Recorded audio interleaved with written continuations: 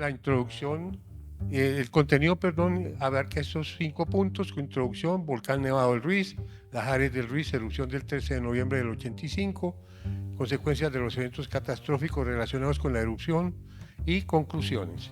Aquí, ¿no?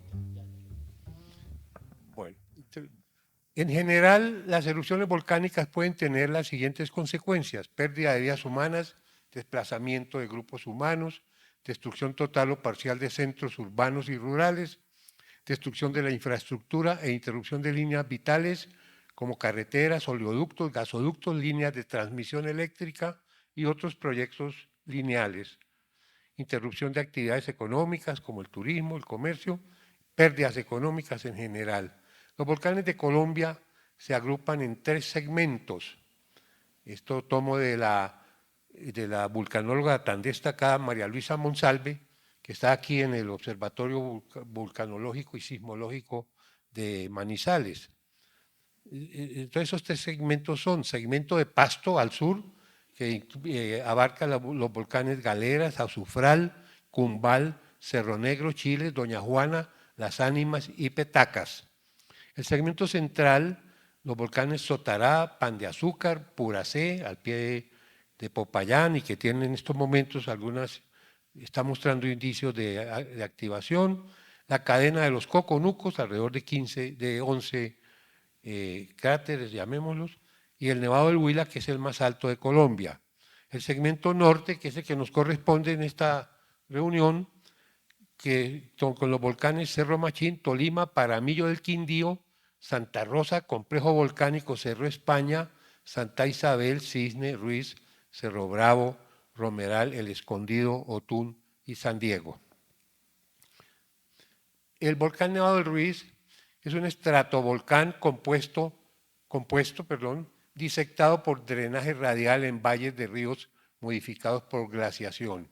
Está cubierto por un casquete de hielo de alrededor de 4 kilómetros de diámetro y 17 kilómetros cuadrados de área, que tiene algunas lengüetas glaciales cortas. El límite del hielo se ha fijado desde tiempo atrás en la cota 4.600 metros sobre el nivel del mar, pero debido al calentamiento global se piensa que se encuentra a una cota mayor. Se ha perdido pues la parte inferior de ese casquete glacial.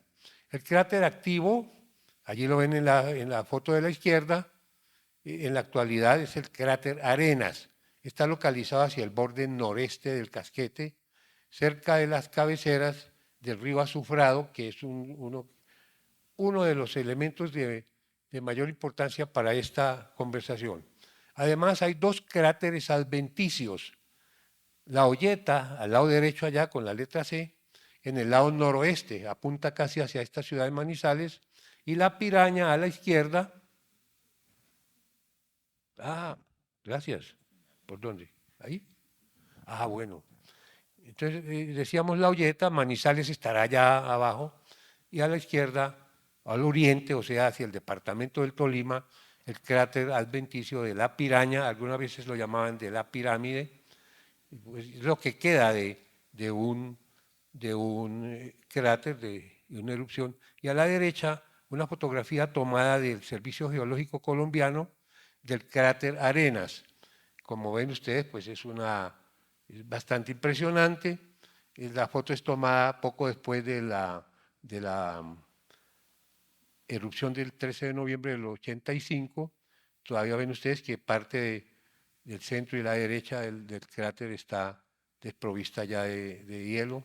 Al fondo, y con cierta curvatura por el lente utilizado, están en a la izquierda al fondo, el volcán nevado del Tolima, ¿sí? En B, el volcán nevado de Santa Isabel, que es el que continúa hacia el sur del Ruiz. En C, el volcán Paramillo de perdóneme. En A, el volcán del Tolima. En B, el volcán del Quindío. En C, el volcán de Santa Isabel. Y a la derecha allá, en D, el volcán Paramillo de Santa Rosa. Eso pues es parte de lo que se ha llamado también el complejo volcánico Ruiz Tolima, que hoy en día pues abarca, como vieron en la lista que leí, un número mayor de cráteres, de volcanes. Aquí es un par de fotografías tomadas por quien les habla del volcán Nevado del Ruiz a la izquierda antes de la erupción, con el casquete de hielo, la buena cobertura. A la izquierda del volcán del Ruiz se ve el Santa Isabel. Entonces estas son fotografías tomadas desde el oriente, digamos, casi descendiendo de la sabana de Bogotá hacia el norte del Tolima. Y a la derecha ven ustedes el volcán en diciembre del año 85, un mes después de la erupción, totalmente cubierto de nieve, y me interesa sobremanera que ustedes comprendan. Allá está con la fumarola el cráter Arenas, y ustedes alcanzan a apreciar dos boquetes en el volcán, dos hendeduras grandes, esta muy grande, son manifestaciones de una explosión lateral dirigida de ángulo bajo, que es uno de los eventos más terribles que pueden ocurrir asociados con una erupción volcánica. Entonces, en este, que es el boquete norte y el boquete más grande, nace el río Azufrado, que vamos a ver que tiene mucho papel que ver en nuestra presentación. Aquí, en un boquete algo menor, geométricamente, nace el río Lagunilla. Esos dos ríos se van a unir después, pero el que llevará el lajar más voluminoso, de mayor violencia y de mayor capacidad destructiva, fue el Azufrado, porque está muy cerca del volcán, del cráter Arenas, aquí nomás, es decir, en las cabeceras del río está el cráter, y de ahí fue donde hubo la mayor fusión de hielo y nieve que engrosó o causó pues el lajar. El lajar es un término procedente de la isla de Java, Indonesia. Eso se lanzó a las ciencias naturales por allá a comienzos del siglo XIX por un geólogo holandés muy importante, Van Benmelen, que estudió bastante, en esa época Indonesia era parte de las colonias holandesas. Él estudió con mucho detalle los volcanes de Indonesia, que son tal vez el país que tiene un mayor número y los más violentos, el Tambora, el Krakatoa, muy famosos. A partir de Van Benmelen se conoció este término que se extendió a toda la vulcanología mundial, debido a que los depósitos volcanoclásticos típicos de sorteo pobre y sin estratificación contienen fragmentos gruesos en abundancia, se aplica el término lajar a un amplio intervalo textural de flujos de lodo y flujos de detritos volcánicos. Noten que uso esas otras dos designaciones, flujos de lodo y flujos de detritos. También se utiliza en general la denominación de avalanchas de detritos. En el caso de Armero, se habló simplemente de la avalancha. El nombre flujo de lodo se usa de forma general para flujos en los cuales abundan arenas, limos y arcillas, aunque por lo general transportan bloques rocosos de gran tamaño. Se utiliza la denominación flujo de detritos para los flujos en los cuales predominan los materiales más gruesos. En la literatura técnica actual, tanto de la vulcanología como de la ciencia de los deslizamientos, hay tendencia a agrupar bajo la categoría de flujos de detritos a todos los eventos ya mencionados. Por ejemplo, ver dos de las referencias bibliográficas más importantes para este tema, un libro de Jacob y Hungr sobre flujos de detritos, de Brief Flows en inglés, de 2010, y Takahashi de Japón, de 2007. Son libros extraordinarios. Takahashi tiene la adición de que estuvo en Armero estudiando nuestro problema del volcán Nevado del Ruiz. Como cosa triste para la geotecnia internacional, y desde luego para nosotros aquí, Jacob y Hungr, una verdadera luminaria de esta ciencia, ya fallecieron. Jacob era parapente y se accidentó y murió. Se denominan lajares húmedos, De todas maneras, esas dos referencias son muy importantes, las recomiendo enormemente. Se denominan lahares húmedos si están mezclados con agua proveniente de fuertes lluvias o de lagos existentes en los cráteres o proveniente de la fusión de hielo y nieve en los volcanes que tienen un casquete glaciar como el Ruiz, el Santa Isabel, el Tolima y el del Huila, aquí en Colombia. Los lahares secos pueden resultar de conos o materiales acumulados sobre pendientes empinadas que se inestabilizan, las laderas del cráter, por ejemplo, debido a tremores. Tremor es un término, un temblor de pequeña intensidad como un movimiento vibratorio rápido. Si la mezcla del movimiento retiene mucho calor, pueden llamarse lahares calientes. Los lahares son muy frecuentes en las laderas de volcanes activos debido a que estas por lo común están cubiertas de fragmentos sueltos muy abundantes que pueden interactuar con el agua para formar lodo. También puede haber grandes depósitos de materiales granulares de origen glacial, morrenas u otros, y acumulaciones dejadas por antiguos lahares. Esto ocurre en el Ruiz, ocurrió. Es posible que estos volúmenes de materiales con baja densidad y saturados entren en falla por licuación causada por movimientos sísmicos y se produzca el lahar sin necesidad de que estén asociados a una erupción volcánica. En las características de los flujos y avalanchas de detritos aplicables a los lahares se destacan las componentes típicas de un flujo lodoso precedente, es decir, que antes de que llegue el grueso, la mayor parte del evento, puede haber un flujo de lodos previo, que es ese que llamamos precedente, que anuncia que viene detrás de la gran masa. Entonces está ese frente, el flujo precedente, laminar, y luego vienen grandes bloques rocosos que van en el hocico, como se llama, el hocico frontal, y después una cola que se comporta como una corriente turbulenta y que lleva inundación. Este gráfico es muy famoso. En este caso se tomó de dos geólogos muy importantes de Colombia, el doctor Jueta y Jairo Mojica, de 1995, quienes se basaron en Suwa y Okuda, japoneses. Pero también hay un gráfico de estos por un vulcanólogo de los Estados Unidos, Pierce, que estuvo aquí a raíz de lo del Ruiz. Entonces miren ustedes muy rápido la parte principal con ese frente cargado de grandes bloques. Allí lo ven.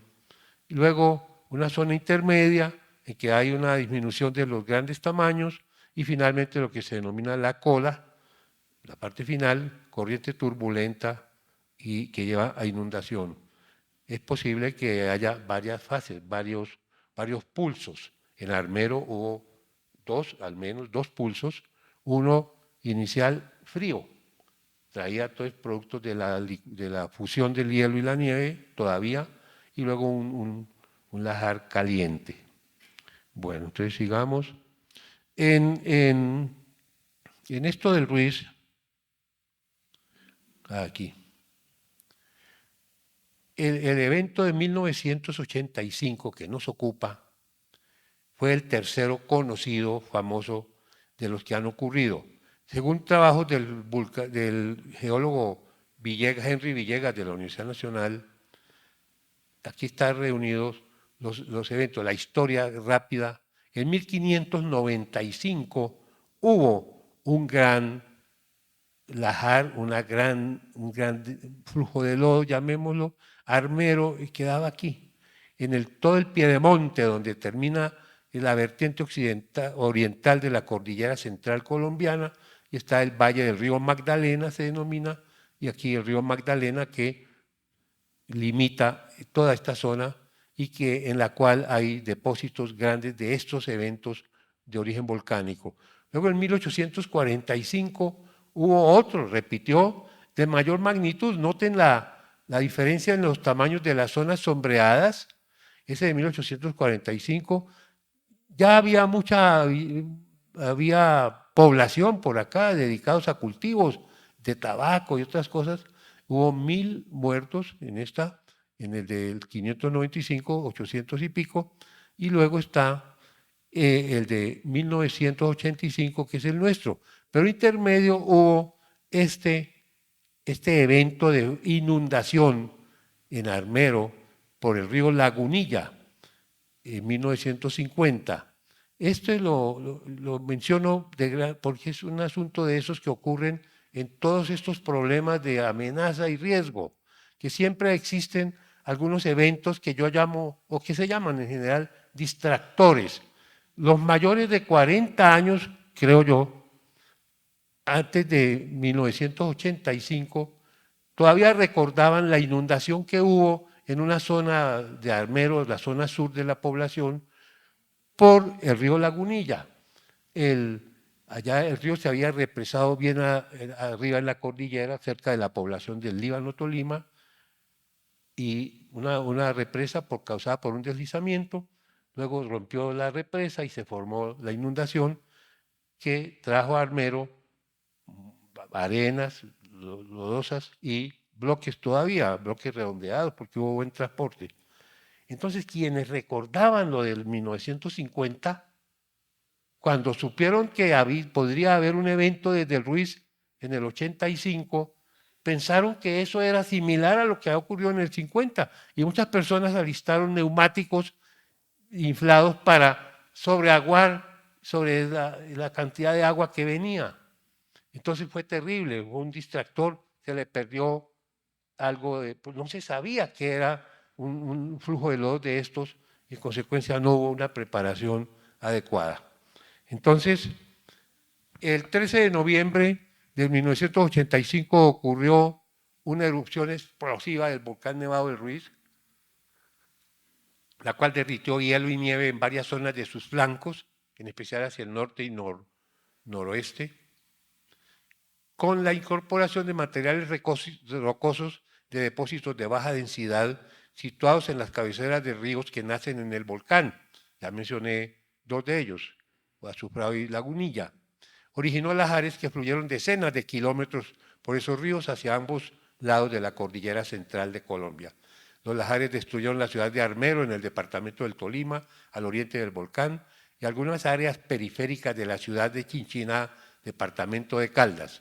Quienes viajaron a Manizales por vuelo a Pereira pasaron por cerca de Chinchiná, está más cerca de Manizales. Entonces pasaron, causando la muerte de unas 25.000 personas e inmensos daños materiales en Armero, en la región, varios tramos de oleoductos y poliductos y puentes y carreteras que ya veremos, y por el lado occidental en que estamos, el río Claro, que nace cerca del volcán, se alimenta de varias quebradas, Nereidas y otras, y llevó lajar de este lado, él entrega al río Chinchiná, y por ahí se fue el lajar, y llegó hasta la desembocadura de Chinchiná en el Cauca, que les mostraré más adelante. De acuerdo con los estudios vulcanológicos, la erupción del Ruiz en sí misma fue de carácter moderado, pero el número de víctimas la colocó en cuarto lugar en la historia, después del volcán Tambora, Indonesia, en 1815, con 92.000 muertos, el Krakatoa también de Indonesia, en 1883, con 36.000, y el Pelé, en la isla de Martinica, en 1902, con cerca de 30.000 víctimas. Ese Pelé es montaña pelada, como mi cabeza, y la de muchos que sufrimos de calvicie, y ¿saben cómo le dicen a la calvicie? Alopecia. Usted sufre de alopecia y se retiran 3 metros de uno por temor de alguna enfermedad larga. La actividad volcánica del Ruiz generó 4 tipos de fenómenos: caída de piroclastos, flujos piroclásticos, surges o coladas piroclásticas y los lahares. Las cenizas expulsadas fueron depositadas hasta la frontera con Venezuela a 500 kilómetros de distancia hacia el noreste, hasta la población de Mérida, en Venezuela. La expulsión de la pili no sobrepasó el área cubierta por el glaciar. Dicho material y el fundido en el glaciar se desplazaron hacia los ríos que nacen en el Ruiz, como ya he dicho. De allí se mencionan Parra y Cepeda, son dos de los geólogos más destacados de Colombia, y vulcanólogos. Digo, ¿no? Según los estudios realizados por vulcanólogos colombianos y extranjeros, aquí se congregó lo máximo de vulcanología en ese momento, basándose en ciertas manifestaciones de los eventos ocurridos durante la erupción del volcán, se estableció que en esta hubo un alivio de energía relativamente bajo, como consecuencia de una gran proporción de los productos eruptivos jóvenes y con alta temperatura cayó sobre el casquete de hielo.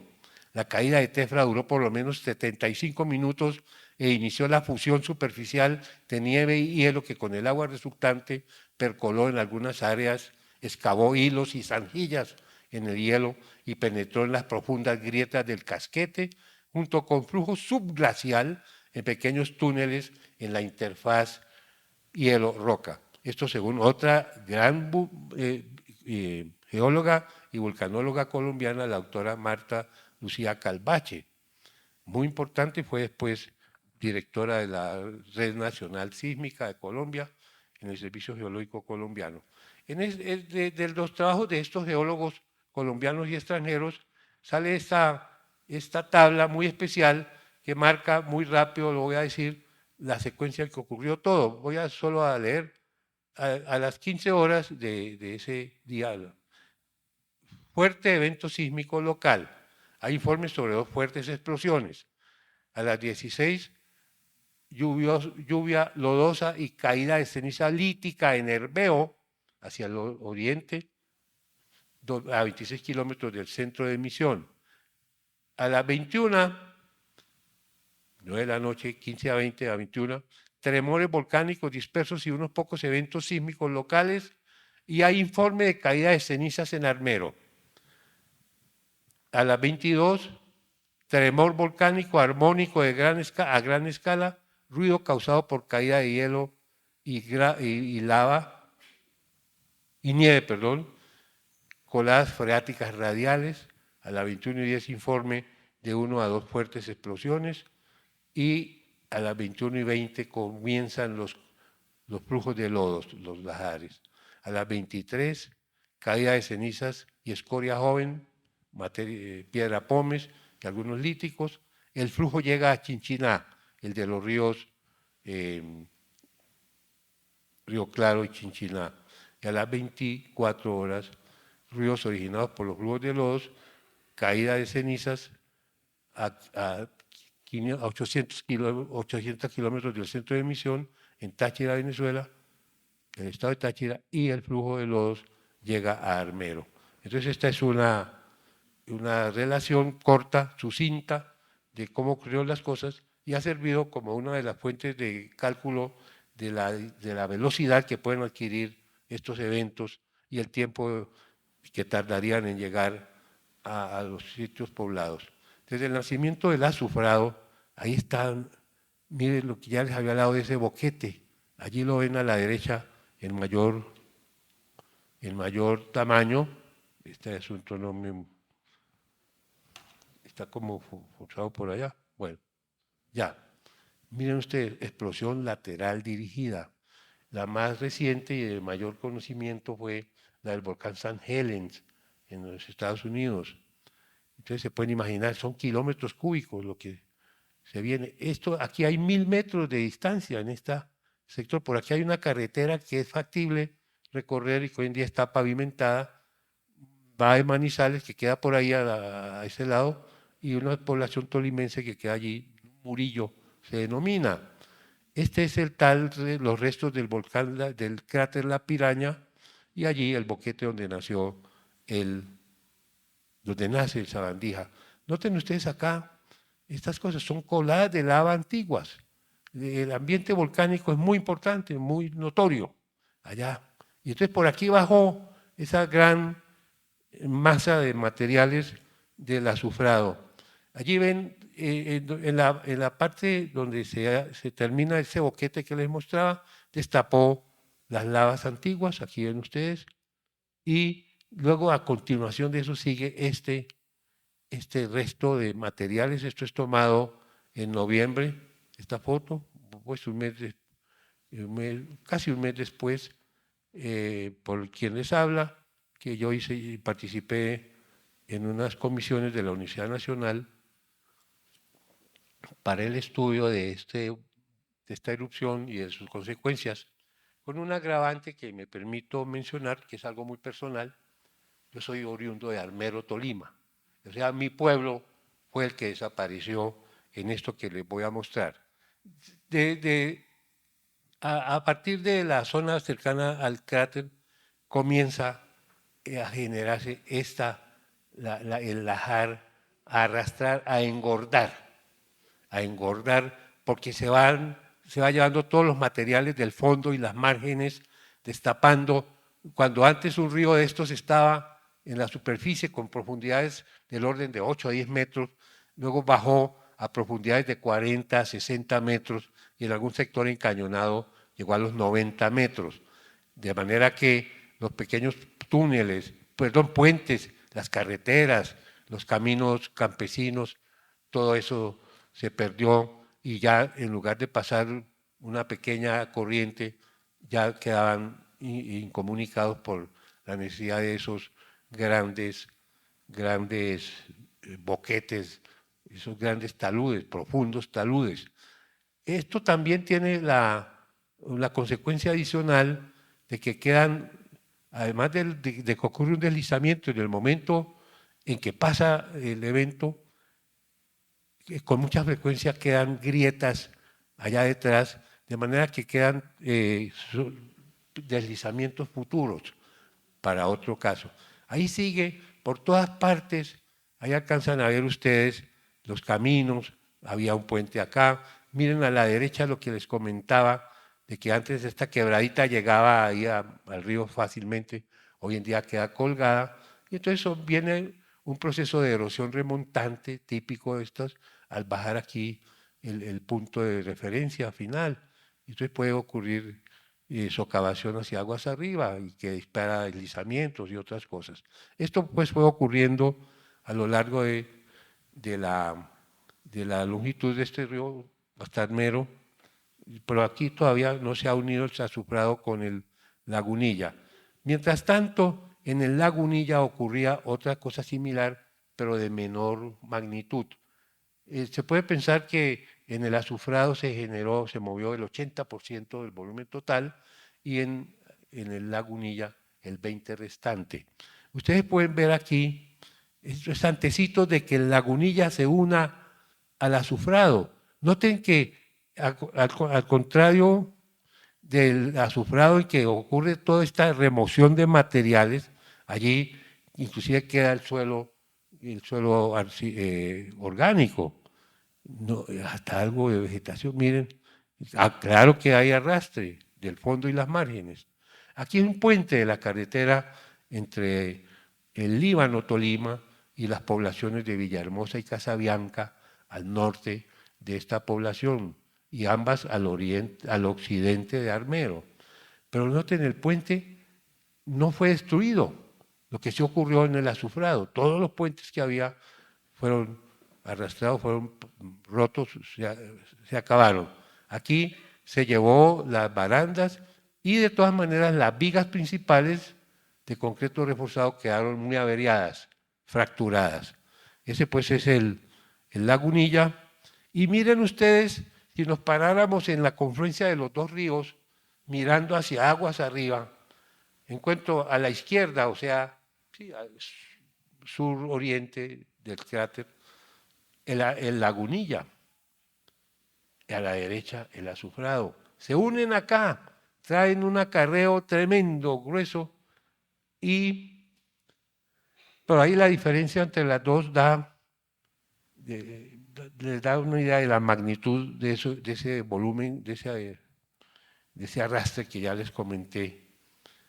Hay un sistema por el cual los vulcanólogos nos permiten calcular la velocidad de que lleva un evento de estos, y es lo que se ha denominado el peralte, el método del peralte.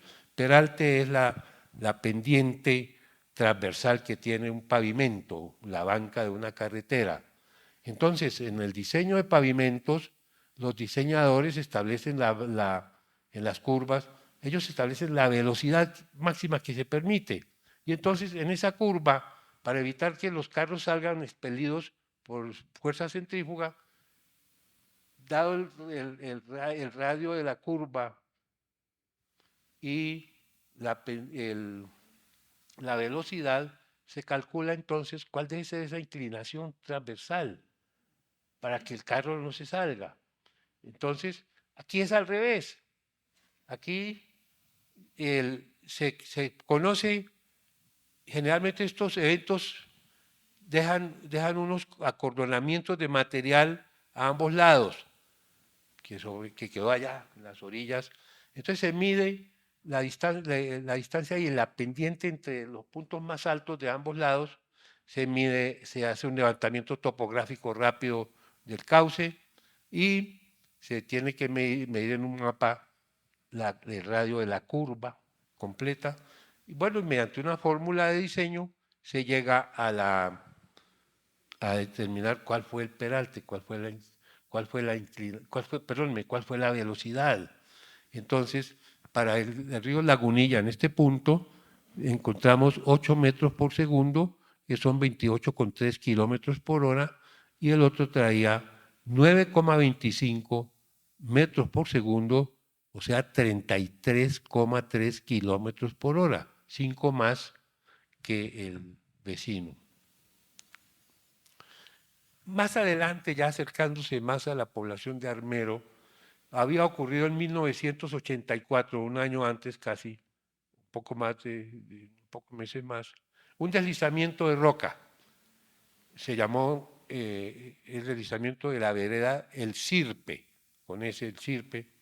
Ese deslizamiento de grandes rocas formó una represa temporal del río, porque las grandes rocas quedaron alineadas en la dirección de la corriente, bloques hasta de 30 metros de longitud, pero de todas maneras quedaron unos conductos entre bloques, de manera que no era una represa total. Sin embargo, fue suficiente porque siempre hay materiales más finos y comienza a llegar vegetación y todo, y se forma lo que allá se denomina una tupia o tambre, la represa misma, y se creó un embalse y desafortunadamente, como ya había la historia del año 1950, la creación de esta represa fue el otro gran distractor.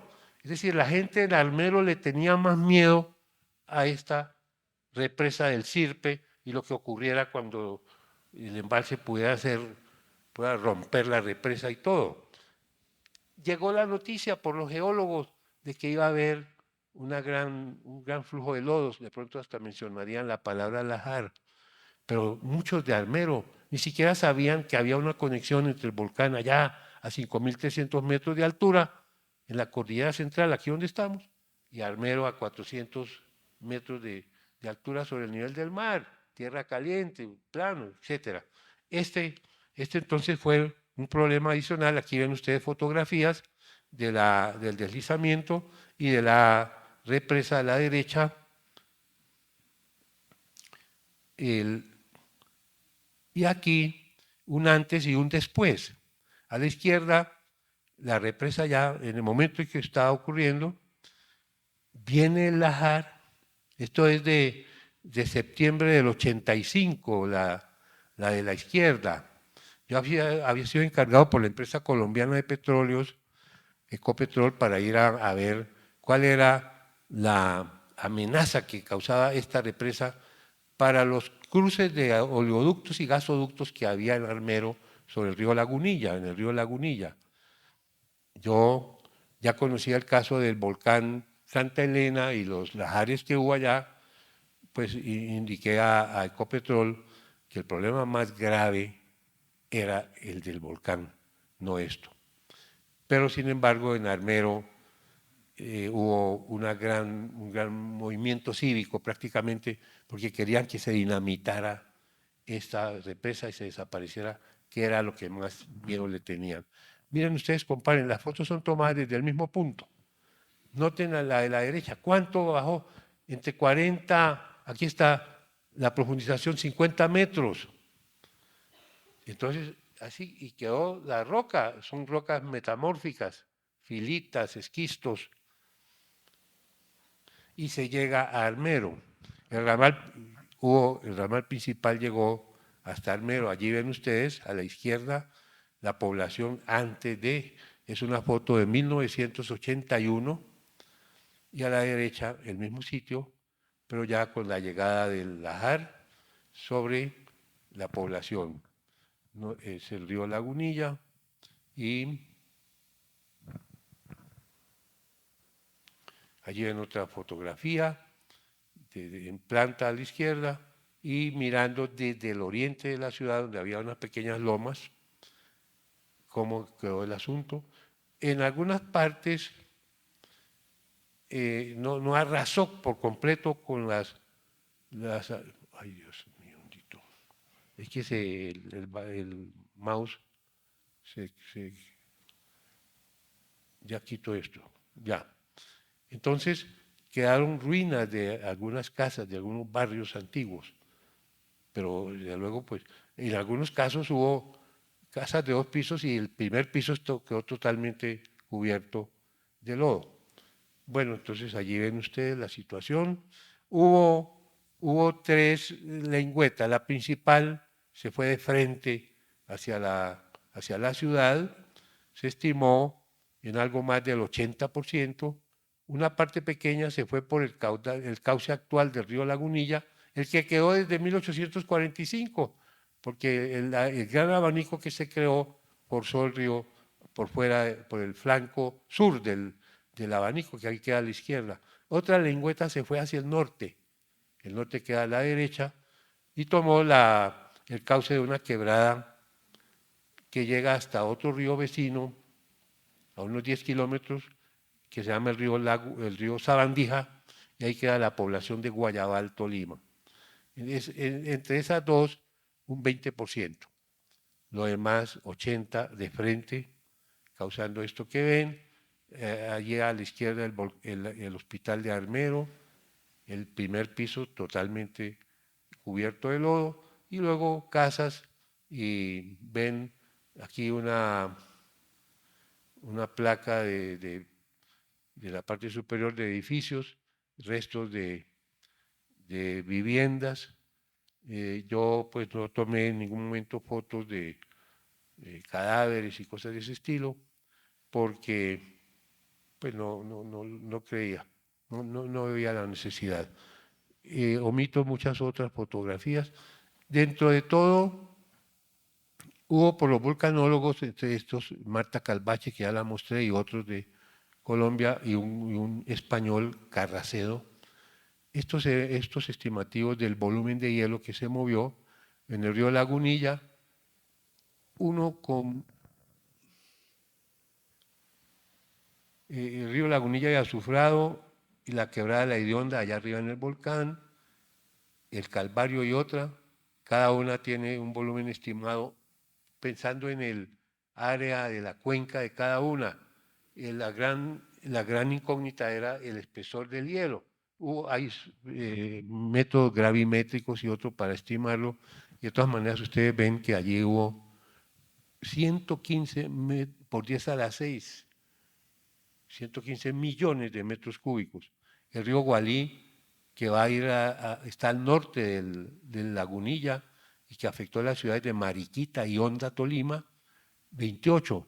Ríos Claro, Chinchiná, el río Claro ya dije que entrega al Chinchiná, 148,5, y el río Recio es una corriente al sur del volcán que va a dar al río Magdalena en Ambalema. No recibió lajares materiales en este momento, pero sí había vestigios y hay depósitos de antiguos lajares por ese río que afectarían la ciudad de Ambalema. Bueno, para el cálculo de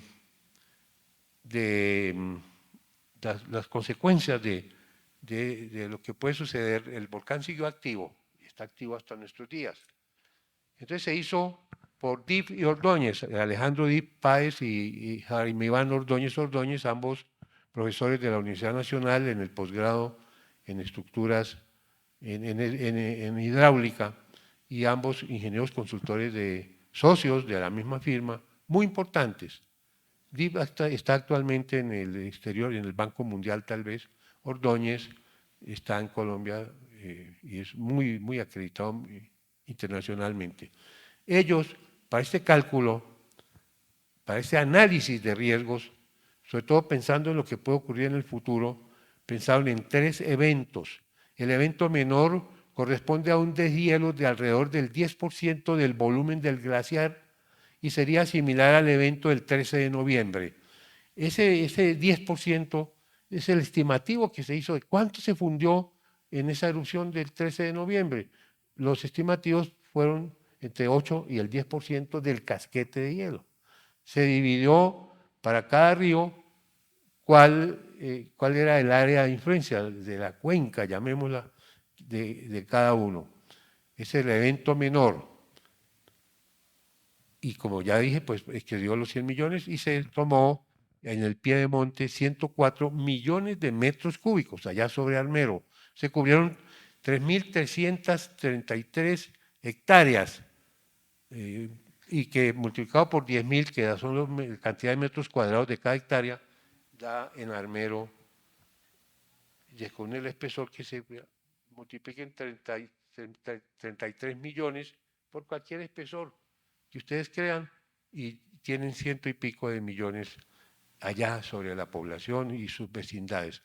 El evento intermedio corresponde a un deshielo del 25% del casquete glaciar y se considera un evento muy probable dada la continua actividad que viene presentando el volcán del Ruiz.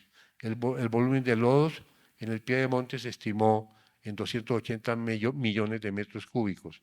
Y un evento máximo, el cataclismo general, considera actividad eruptiva de tipo y magnitud suficiente para comprometer el glaciar en su totalidad. En caso de suceder este evento, se derretiría todo el hielo correspondiente a una o dos cuencas de drenaje contiguas. El volumen de hielo máximo se tomó en 395 millones de metros cúbicos, de acuerdo con la información más reciente, y el de lodos en el pie de monte sería de 1.180 millones de metros cúbicos. Eso es una suma increíble. Llegaría al río Magdalena, a lo largo del Lagunilla, como ya he explicado. Y el río Magdalena sigue y va a dar al puerto de Barranquilla, se desemboca en el Mar Caribe. Si llegara a ocurrir esto, sería el cataclismo universal en Colombia, porque todas las poblaciones ribereñas quedarían destruidas. Eso es algo que Dios permita pues que nunca ocurra. Claro, la probabilidad de cada uno también es calculable y solo quiero agregar que ese evento menor podía ser calibrado, los cálculos que ellos hicieran, los programas de computador, podían ser calibrados con lo que ocurrió realmente y a partir de eso entonces calcular lo que podría ocurrir en el evento intermedio y el máximo. Entonces se llegó a estos cuadros, que es obvio no puedo referirme a ellos, pero ya me decía el doctor, el ingeniero Carlos Cantillo, que esta presentación puede ser entregada a ustedes como una forma de mis excusas por la tardanza. Entonces, y para completar su información. Pero allí he encerrado en rojo, es decir, a la izquierda están los sitios en los cuales se iba calculando el volumen que podría llegar. Y entonces el caudal, la cantidad, el volumen por unidad de tiempo. Ese es está Lagunilla 23, es el punto 23 del análisis.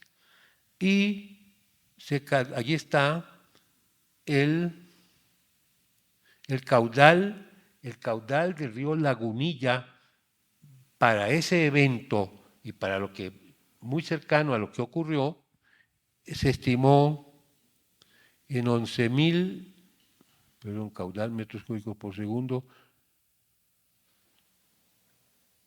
11.433,7 en el Lagunilla.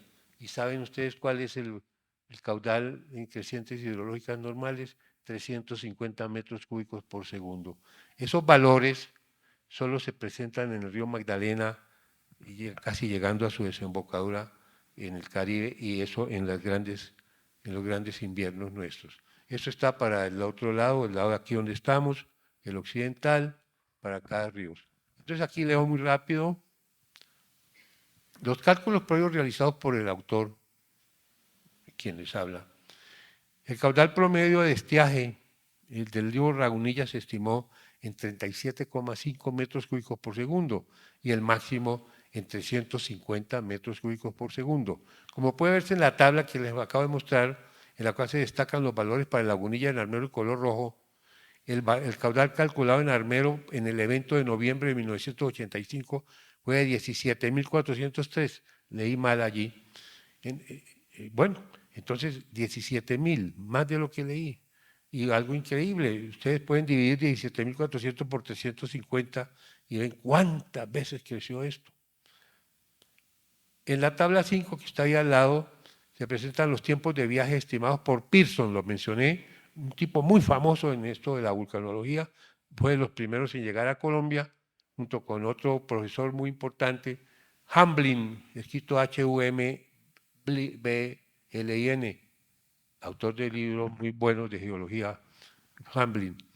Ellos entonces estuvieron aquí en Colombia y ayudaron a calcular tiempos, etcétera, para Armero, Mariquita, Ambalema, Mariquita Honda y Chinchina, y son los tiempos para futuras erupciones a partir de que haya la erupción en el volcán. 52 minutos, 2 horas 11 minutos para el río Recio en Mambalema, 1 hora 8 minutos para el Gualí en Mariquita, 2 horas 28 minutos en Honda con el río Gualí y el Chinchiná hasta la ciudad del mismo nombre, 1 hora 31 minutos. Son valores que se compararon, aquí alcanzo a leer, para los lajares, comparando con los tiempos reales registrados con base en entrevistas con residentes. Entonces se presentan estos tiempos de viaje estimados que se compararon. Estos valores son de utilidad en el estudio de riesgos futuros por cuanto dan idea de los tiempos de reacción con los que se podría contar ante eventos futuros. Muy poco. Se necesitaría, y es una de las conclusiones obvias, la instrumentación en el volcán como se hace hoy en día, las comunicaciones, alarmas, todo, y que la población esté lista para evacuar, porque es lo único que se puede hacer. Bueno, ya, entonces hasta ahí Armero y las investigaciones, muy resumido. Luego me paso al río Gualí, que está más al norte. Allí ven ustedes la zona del volcán. Allá alcanzan a ver la fumarola, lo del Azufrado y Ruiz estaría aquí a la izquierda, y aquí, en esta zona donde está el hielo, ya se perdió el hielo, ahí nace el río Gualí, es entre norte y nororiente de la parte norte del volcán. Entonces allí ocurrió, como ven a la derecha, lo mismo, se lleva hielo, agua, nieves, restos de lajares antiguos, roca muy meteorizada, y destapa las lavas antiguas allí, como ven a la derecha. Sigue lo mismo que el de Armero, unas crecientes, esto es tomado en diciembre del mismo año, diciembre 5 del 85, y son inspecciones aéreas que se hicieron. Nos interesaba en ese momento, en la Facultad de Ingeniería de la Nacional, estudiar el riesgo para Mariquita y Honda. Pues aunque tuvieron daños, pero no desaparecieron las ciudades. Noten ustedes lo que ocurre, hasta dónde sube, hasta dónde arrastra, todos esos materiales, todos esos volúmenes que ya comenté, esos caudales, pues se aumentan. Allí ven a la izquierda zona por ahí quedan la comunicación entre carretera, entre las ciudades de Líbano, Villahermosa y Villahermosa, Casabianca, ambos separados, Líbano, Villahermosa por por Lagunilla, Villahermosa, Casabianca, por el Guadí. Quedan interrumpidas las comunicaciones, los puentes, todo se va. Y tramos de las carreteras de acceso. Miren ustedes, al llegar a Mariquita, que está inmediatamente aquí a continuación, el río entra en curva y choca contra la bocatoma del acueducto de Mariquita. Lo que ven a la izquierda son los restos de las estructuras. En el centro, la foto de la izquierda es en esta zona, y allí comienza, además de la bocatoma de la estructura de tomar el agua, va por unos canales a una planta de tratamiento allí y sigue el canal hacia la ciudad, después de desarenar, etc. Ese canal fue parcialmente colmatado de sedimentos y árboles y todo esto, y las casitas vecinas sufrieron bastante. Y luego llega a la zona urbana, miremos acá, miren ustedes, allá llega, lo que les mostré, la bocatoma es por allá antes de esta curva y entra a la zona urbana. Antes era un río placentero allí, como este, que ya es pasado el tiempo, pero miren todo lo que se amplía. Y entonces acá, a lo largo de esta zona, hubo las mayores pérdidas de casas y algunas personas, algunas víctimas humanas. Y ahí está otra de las fotos de este mismo sector. Esta corresponde más o menos a este sector. Noten ustedes a la derecha el mapa de riesgos elaborado el 15 de junio del año siguiente, del 86. Entonces está mostrando esta zona, mire que es la que está en rojo. Aquí se sigue eso de rojo para el mayor riesgo, amarillo intermedio y verde lo que no es tan grave. De aquí sigue el río hacia el llano, hacia el valle. Allá, esta es posterior a pasar por Mariquita. Esa es la carretera que lleva de Armero, Fresno, a Honda,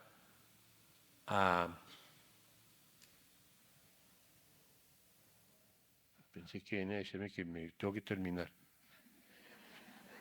Es terrible ver un tipo así. Bueno, esta carretera llega aquí a Manizales, pero miren, ahí desapareció el túnel y lo que quiero, el puente, perdón, y miren ustedes allá esa roca enorme, enorme, muchísimas toneladas que se ve ahí en el centro. Así ocurrió en todos los ríos. La capacidad de transportar, de arrastrar esos volúmenes inmensos es muy alta. Y luego sigue, perdónenme, sí, aquí ya, sigue en lo plano, en un valle muy hermoso, zonas muy cultivadas, pequeñas fincas y poblaciones, puentes de oleoductos y gasoductos que vienen desde una zona, vienen desde Barranca Bermeja al norte, de la refinería muy importante del país, llegan a una población que se llama Puerto Salgar, que queda sobre la margen derecha del río Magdalena, al pie de una población que se llama La Dorada, y de allí salen tuberías con combustibles y gas, con gasolina, etcétera, y gas para todas estas poblaciones. Todo eso fue dañado en ese valle entre Mariquita y Honda. Al llegar a Honda, estos son los restos de la bocatoma y canal de conducción del acueducto. Ya no hay nada allí. Y luego están los puentes. Honda se llama la ciudad de los puentes, porque hay muchos. Ahí llega el Gualí y hay otras corrientes ahí vecinas. Todos esos puentes sufrieron problemas de socavación tremendos. El río estaba a buena distancia de los apoyos, pero ahí como ven ustedes hay gran acumulación de materiales y sobre esa pila del puente pues quedó en una situación muy débil. Es el puente de Honda. Y luego la casa de máquinas de una hidroeléctrica.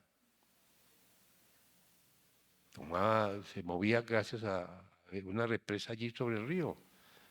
Luego sigue otras instalaciones, incluyendo el hospital de Honda, y comienza un problema, otro sobre los puentes, ese es el puente Pearson del ferrocarril, era una joya de ingeniería, se había hecho en el siglo, a comienzos del siglo XX, técnica inglesa, y ahí miren ustedes, en vecindad de ese puente, miren las rocas, miren las personas, lo que les decía, que es increíble cómo puede adquirir una cosa de estas semejante capacidad de arrastre. Es algo que no puede uno comprender. Y luego miren lo que ocurre en Honda, el centro de Honda, una ciudad comercial muy importante.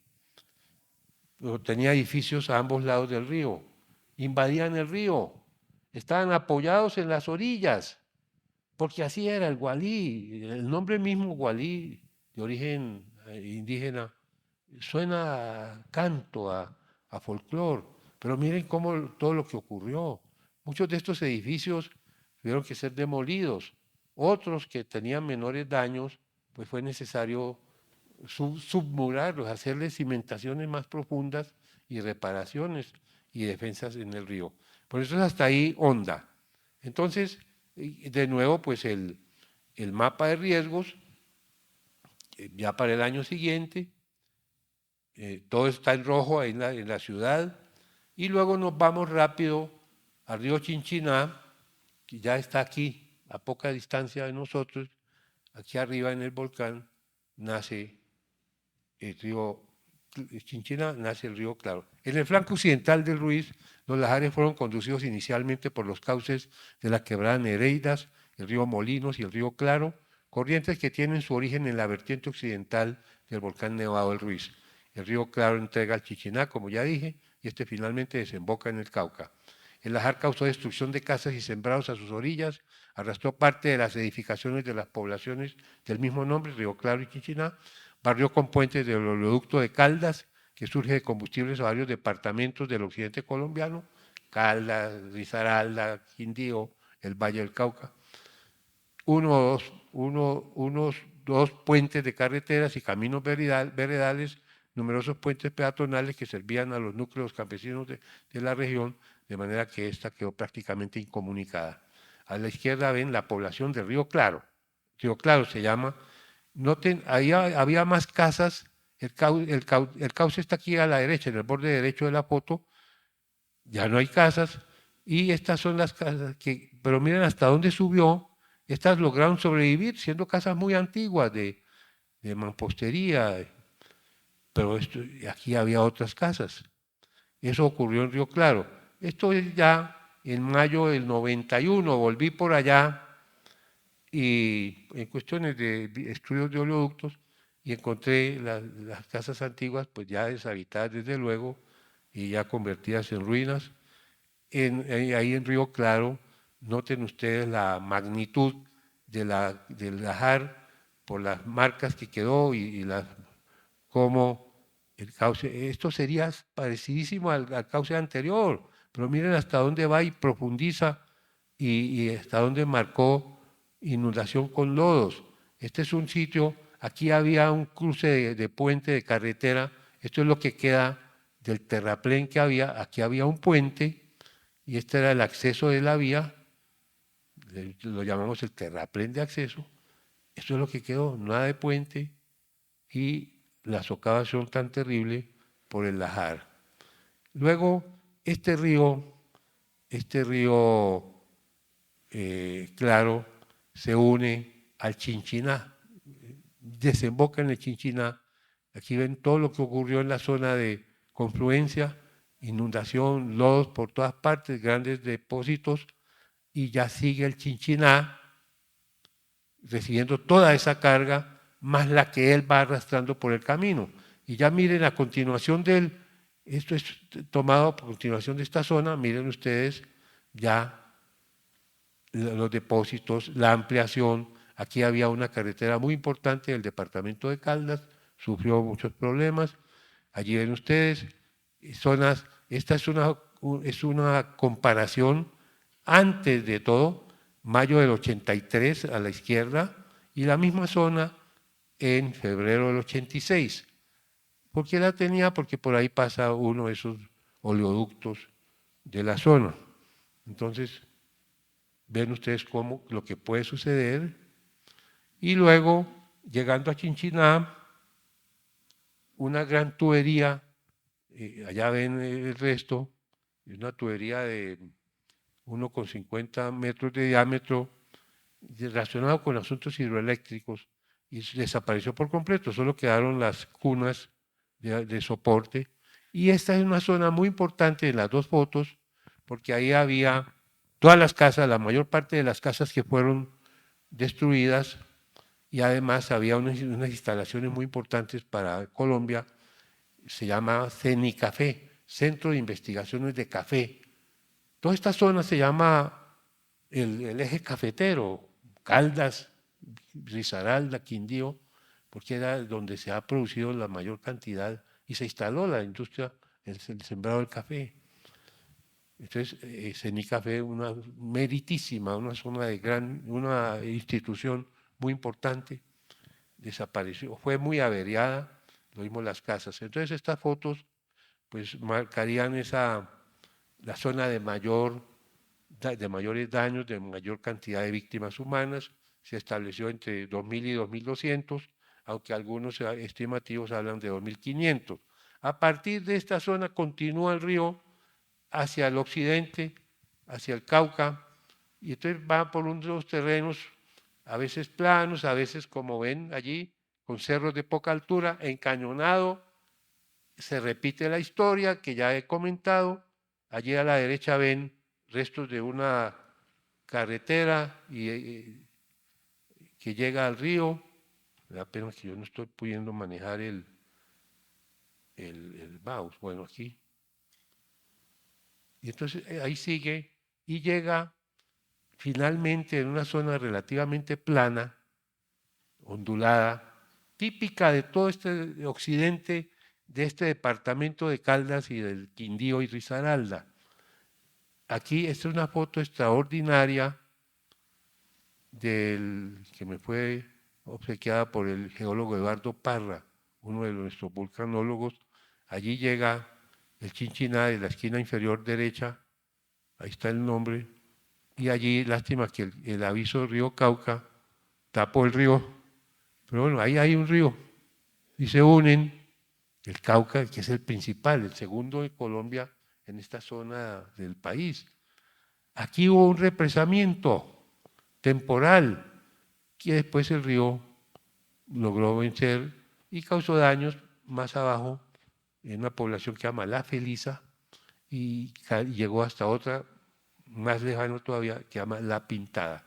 Allí ven ustedes el mapa de riesgos para esta zona, lo cual les indica pues que se siguió progresando en el tratamiento de los eventos desde el punto de vista de los riesgos. Bueno, entonces, ya estoy muy cerca, voy a omitir algunas cuestiones, solamente decir que para Armero, que desapareció, pues, y todo, hubo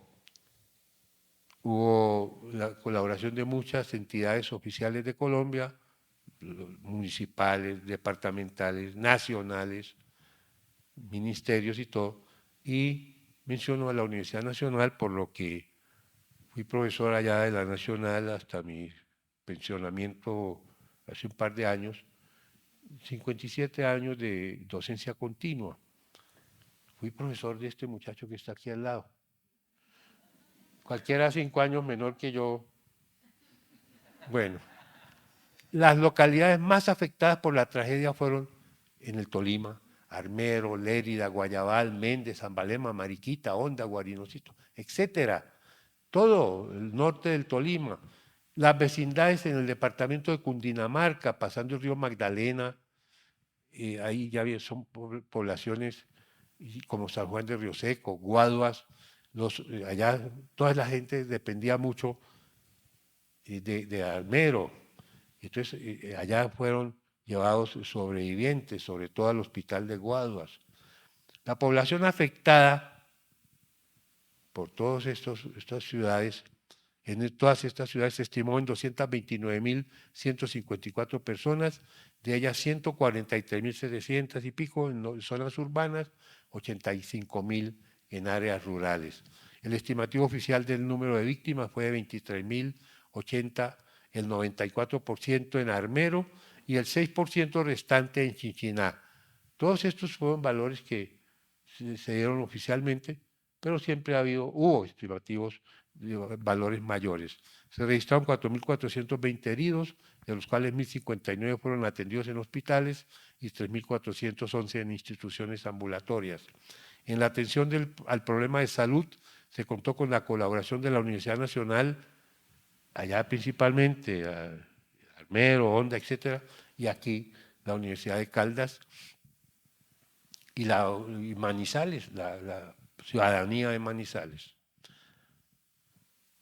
Seccionales, la Universidad Nacional y los servicios seccionales de Bogotá, Cundinamarca, Tolima, Caldas, Valle del Cauca y Antioquia, junto con la ayuda de organismos internacionales, la OPS, la OMS, UNICEF, el PNUD y los gobiernos de Japón, Italia, Francia, España, Alemania y Suiza, entre otros. Posteriormente, el número de víctimas en Armero, total fue incrementado a cerca de 25.000. Por intermedio del ICBF, Instituto Colombiano de Bienestar Familiar, se adelantó un plan de reencuentro familiar para los familiares de los que pudieron haber perecido o de los sobrevivientes. Hubo muchos problemas, incluso de pérdida de niños que quedaron huérfanos y fueron adoptados por entidades o personas de otros países.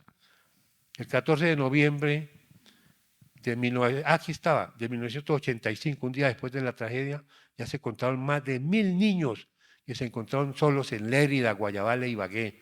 Se adecuaron hogares infantiles en San Juan de Río Seco, Villeta, Facatativá, que son en Cundinamarca, Ibagué y Bogotá. Se registraron varios casos de niños sobrevivientes adoptados en el exterior. Se contabilizaron 32.670 viviendas en áreas de riesgo, entre ellas 5.092 destruidas, 4.718 en Armero, 374 en Chinchiná. Paralelo a la atención a las personas damnificadas, fue necesario resolver los problemas legales de instrumentos públicos desaparecidos y reconstrucción de matrículas inmobiliarias, eso se llama notariado y registro, reconstrucción de procesos civiles, laborales y penales que se hallaban en trámite en los juzgados de Armero, reasignación de la sede en los despachos judiciales en Guayabal, una población vecina a Armero, adquisición y expropiación de inmuebles en áreas de desastre, riesgo e influencia del evento, delimitada por el Instituto Geográfico en consulta con el Fondo de Reconstrucción Resurgir, ocupación temporal y demolición de inmuebles, aquellos que amenacen ruina o pongan en peligro la seguridad y salubridad de las personas, y reconstrucción de los registros del Estado Civil, Empleo e Industria. Menciono rápido unos minutos. Resurgir. A raíz del problema, el gobierno nacional creó una entidad para atender a los sobrevivientes, ver cómo sería dónde podrían vivir los sobrevivientes, todo y entenderse con las consecuencias como la que estoy diciendo de que tuvo este evento. Se llamó Resurgir. Fue designado una persona muy importante del país y entonces él, el doctor Pedro Gómez, se llamaba Pedro Gómez Barrera, falleció hace poco, él le pidió a la Universidad Nacional asesoría técnica, técnico-científica, y se nombró un comité técnico-científico de la Universidad Nacional como asesores de Resurgir. Entonces, de ese hice parte yo, junto con geólogos de la Facultad de Ciencias de la Universidad Nacional y nosotros varios de Ingeniería Civil, entre ellos estructurales, geotécnicos como yo, e hidráulicos. Bueno, en cuanto a la nueva Armero, se realizó un estudio por las comisiones de profesores de la Universidad Nacional y por expertos en riesgos de otras entidades, cuyos resultados dieron preferencia al municipio de Lérida, que da un poquito al sur de Armero, para la reubicación de los sobrevivientes y de nuevos habitantes que llegaran a la ciudad en el futuro. Un motivo principal para esta selección lo constituye el hecho de que el volcán continuaba activo y entonces existía alta probabilidad de que ocurrieran nuevas erupciones que inclusive podrían ser de mayor magnitud que la del 13 de noviembre de 1985. Entonces era posible que Guayabal, porque se pensó, la gente quería más a Guayabal, por razones sociales.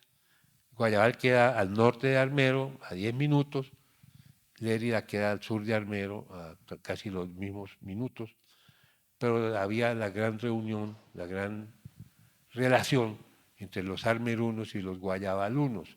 Entonces, aunque por razones del estudio de riesgos se prefería a Lérida, y hacia allá se orientaron muchas obras de la reconstrucción y muchas ayudas internacionales, pero al fin la gente de Guayabal prefirió esa ciudad y hacia allá finalmente están los sobrevivientes, pero hubo muchos barrios en Lérida para lo que se llamó pues lo del nuevo Armero. Entonces, eso fue una cuestión social final y aquí explico esto que ya acabo de comentar. Luego están las carreteras que fueron afectadas en el Tolima, la cantidad de kilómetros desaparecidos. Mire, todas estas son 1, 2, 3, 4, 5, 6, 7, 8, 9, 10 carreteras y caminos vecinales, gran pérdida, incomunicación, reconstrucción, oleoductos y poliductos. Allí ven uno de los que pasaban por Armero y lo que quedó de la tubería, oxidada como si fuera una tubería vieja, es simplemente por el paso de los materiales del lajar cargados de azufre, por la cuestión eruptiva. Oleoductos y poliductos, energía eléctrica, arrasada la subestación de Armero, averiada las de Mariquita y Honda, la planta hidroeléctrica de Honda y un sifón sobre el río Chinchiná que mostré las bases de la central hidroeléctrica de Caldas. Resultaron daños de consideración, 10 kilómetros de línea de transmisión y redes de distribución de Lérida y Murillo. Estimativos de pérdidas económicas, hubo un doctor Silvio Henao Mejía, relacionado con el Departamento Nacional de Planeación, ¿no? Doctor Henao Mejía, el DNP de Planeación, sí. Y se llamó Tolima Valor Agregado 1985, Evaluación Económica de la Catástrofe de Armero. Él llevó un estudio muy importante y allí están la proporción de valores de las pérdidas, 43,8% en el sector social, 32,3% en la infraestructura, 23,9% en el sector productivo, para un gran total de 284 millones. Y allí a la izquierda se acaba de ver que el Departamento Nacional de Planeación estableció la cuantía de los daños inmediatos y directos del desastre en la suma de 212 millones de dólares, 35.000 millones de pesos en 1985. Luego está lo del Fondo de Reconstrucción Resurgir, que ya les comenté, las actividades que desarrolló, orientó unas grandes sumas del gobierno nacional y de apoyo de entidades y países extranjeros, y llegó a las conclusiones. Aunque existen diferentes amenazas volcánicas, nos hemos concentrado en la que tiene 100% de probabilidad de ocurrir en el volcán Nevado del Ruiz, como se dice en la leyenda explicativa del mapa de amenaza volcánica del volcán, dado que este sigue activo, o sea, los lajares, la altísima probabilidad de que ocurran. Igualmente por razones, bueno, aquí di muy rápido, di con mayor detalle Armero, pero alcancé a mencionarles el río Gualí y el río Claro Chinchiná, río Cauca al occidente del volcán. La amenaza relacionada con la actividad eruptiva del Ruiz subsiste. Más aún, se ha presentado la idea de que hay probabilidad de que futuros eventos volcánicos sean de magnitud y efectos iguales o superiores a los ocurridos en noviembre de 1985 1985. Vale la pena recordar y acrecentar el conocimiento de los eventos volcánicos del pasado y del presente. Solo así será posible definir políticas de gestión del riesgo aterrizadas a la realidad geológica del país y preparar a la población para futuros eventos. En lo que se ha presentado, se referenció a la labor de importantes expertos, tanto nacionales como internacionales. Además, se mencionó el buen trabajo de geólogos colombianos, expertos en vulcanología, en amenaza y riesgo, lo cual se ha continuado en instituciones como el Servicio Geológico Colombiano, antes se llamaba Ingeominas, en el estudio del vulcanismo, no solo del Ruiz, sino de otros volcanes del país. Y se destacó que gracias a investigaciones en curso se ha establecido la existencia de volcanes adicionales a los que comúnmente se han conocido del complejo volcánico Ruiz Tolima, lo cual refuerza la importancia de intensificar el estudio de estas amenazas. Con esto entonces doy por concluida esta presentación, indicando, como acabo de hacerlo, la colaboración, la contribución de los geólogos del Servicio Geológico Colombiano, de las universidades nacionales en Bogotá y la de Caldas aquí. Y quiero terminar con una simple mención y algo de solicitud. Aquí en esta universidad en que estamos y en la Facultad de Ingeniería Civil existe un profesor, el doctor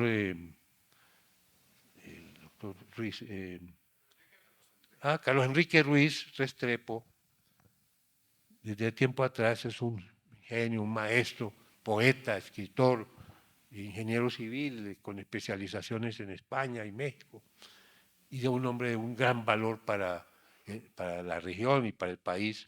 Él creó hace prácticamente más de los 50 años una revista que se llama el Boletín de Vías de la Universidad, y entonces allí se ha publicado, para lo que respecta a esta conferencia, una gran cantidad de artículos, de estudios, de vulcanólogos nacionales y extranjeros y todo, de manera que la colección, las ediciones anteriores son una fuente de información lindísima y de un aspecto didáctico enorme.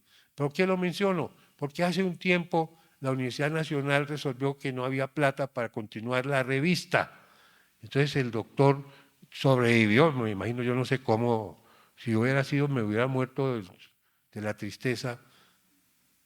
Entonces es una solicitud aquí, y yo sé que aquí hay personas, inclusive de las Naciones Unidas o algo, urge que se pudiera dedicar algunos recursos a revivir el boletín de vías de la Universidad Nacional, sede de Manizales.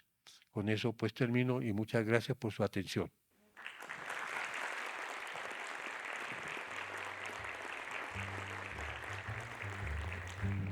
Pues le damos el agradecimiento al profesor Manuel García López.